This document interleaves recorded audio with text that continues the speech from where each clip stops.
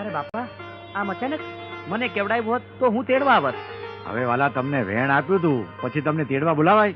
આવી ગયો, મારા રામની ઈચ્છા થઈ એટલે આવી ગયો તમારા ઘરે. ભલે બાપા, હાલો અંદર. શું છે બટુકભાઈ? અમે ગયા તા હતાધાર, એટલે પછી રસ્તામાં તમે યાદ આવ્યા, હા. એટલે આવી આવ્યા. બાકી હવે મોજમાં? હાજી બાપા. દીકરો ક્યાં છે તમારો?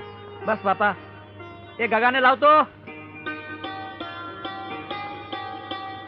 આપનો જ દીધેલ છે બાપા. અરે વાલા, ઈશ્વરનો, મારા રામનો આપેલો ભાઈ.